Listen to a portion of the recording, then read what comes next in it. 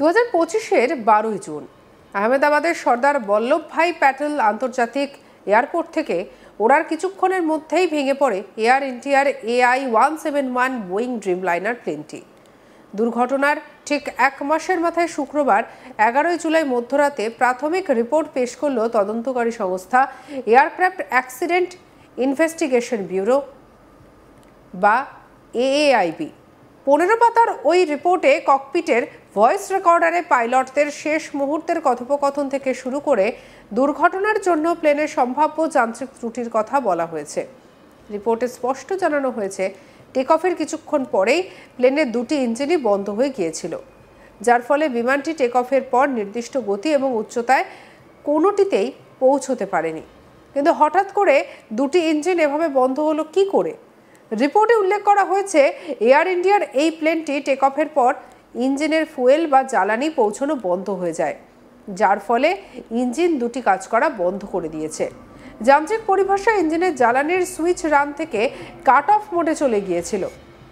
আর এই হঠাৎ করে জ্বালানির সুইচ কি করে রান থেকে কাট অফ মোডে চলে গেল তা নিয়ে দুই পাইলটের কথোপকথনের কিছু অংশ ধরা পড়েছে ককপিটের ভয়েস রেকর্ডারেও। সেখানে একজন পাইলট অন্যজনকে জিজ্ঞাসা করছেন, ফুয়েল সুইচ রান থেকে কাট অফ কেন করে দিলেন? জবাবে অন্যজন বলছেন যে আমি কিছু করিনি, এটা নিজে থেকেই হয়েছে। যদিও রিপোর্টে জানানো হয়েছে প্লেনের ইঞ্জিন 1 এবং ইঞ্জিন 2 একসঙ্গে কাজ করা বন্ধ করে দিয়েছিল, তবে কয়েক সেকেন্ডের মধ্যেই প্রথমে ইঞ্জিন 1 এবং পরে ইঞ্জিন 2 কাজ করা বন্ধ করে দেয়। বিমানটি টেক অফের পর সর্বোচ্চ 180 নট গতিতে উঠতে পেরেছিল। এরপর ধীরে ধীরে কমতে থাকে গতি এবং উচ্চতা। রিপোর্টে উল্লেখ করা হয়েছে, দুটি ইঞ্জিন বন্ধ হয়ে যাওয়ার পর অবশ্যই ফের অল্প সময়ের মধ্যে দুটি ইঞ্জিনকে সক্রিয় করার চেষ্টা করেন পাইলটরা। Fuel switch cut off mode থেকে ফের রান মোডে ফিরিয়েও এনেছিলেন তারা, যার ফলে বিমানের একটা ইঞ্জিন কিছুটা হলেও সক্রিয় হয়েছিল, কিন্তু ওই অল্প সময়ের মধ্যে সেটিকে স্থিতাবস্থায় আনা সম্ভব ছিল না। এছাড়া প্লেনের দ্বিতীয় ইঞ্জিনটিকে সক্রিয় করা যায়নি। রিপোর্টে উল্লেখ রয়েছে, প্লেনটি টেক অফের পরপরই দুটি ইঞ্জিন কাজ করা বন্ধ করে দেয়। এর ফলে এয়ারপোর্টের সীমানা পাঁচিল পেরোনোর পর দ্রুত কমতে থাকে প্লেনের গতি এবং উচ্চতা।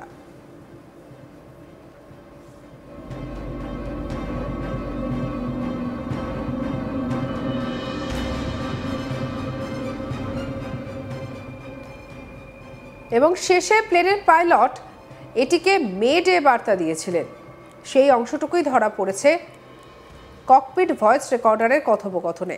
শেষ পর্যন্ত এয়ারপোর্ট সংলগ্ন মেঘানীনগরের বিজে মেডিকেল কলেজের হস্টেলে ভেঙে পড়ে সেটি।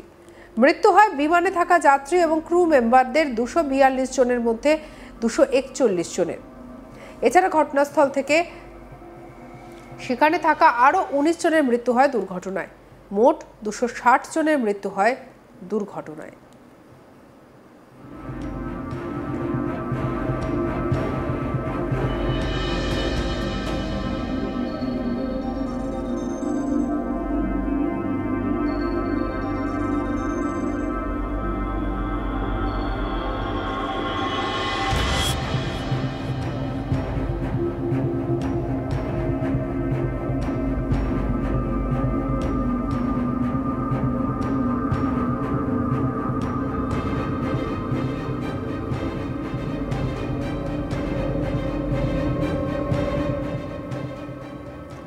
রিপোর্টে বলা হয়েছে, এই তদন্ত রিপোর্ট প্রাথমিক।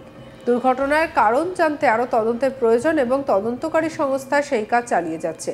তবে এই দুর্ঘটনায় কিন্তু পাখির ধাক্কা বা দৃশ্যমানতার কোনো সমস্যা ছিল না বলেই জানিয়েছেন তদন্তকারীরা।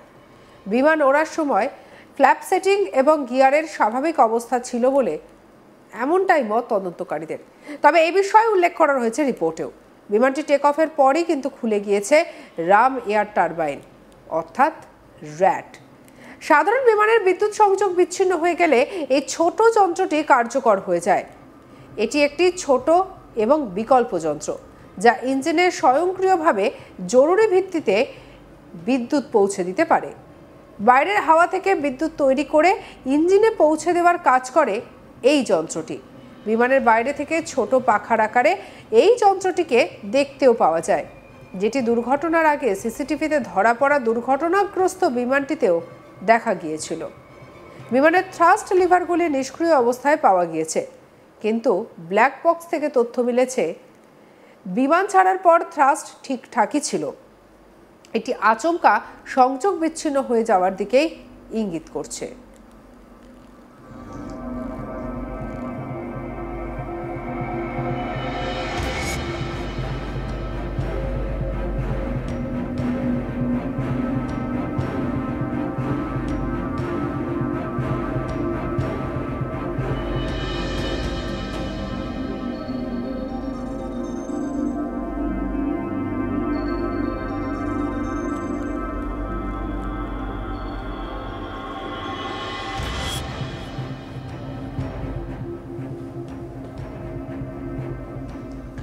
দু 2025-এর 12ই জুন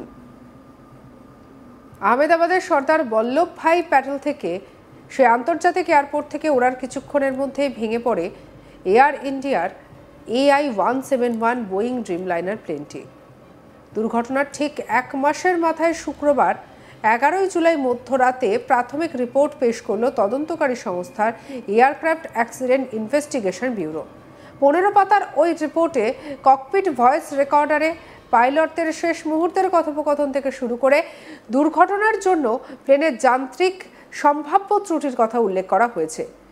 রিপোর্টে স্পষ্ট জানানো হয়েছে টেক অফের কিছুক্ষণ পরেই প্লেনের দুটি ইঞ্জিনই বন্ধ হয়ে গিয়েছে, যার ফলে বিমানটি টেক অফের পর নির্দিষ্ট গতি এবং উচ্চতার কোনোটিতেই পৌঁছতে পারেনি।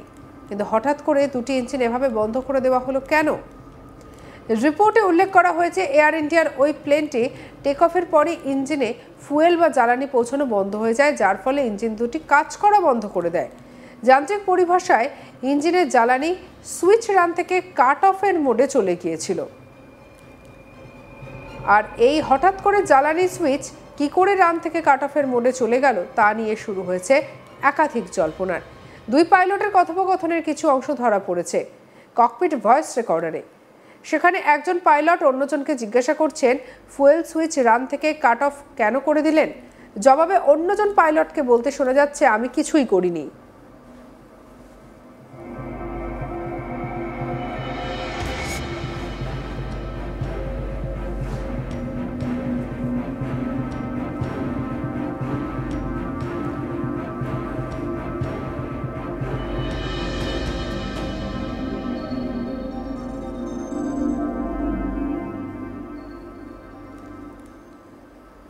সঙ্গে রাখুন আজ তাক বাংলার ইউটিউব চ্যানেলকে। অন্যান্য খবরের জন্য লাইক, কমেন্ট, শেয়ার, সাবস্ক্রাইব করতে ভুলবেন না।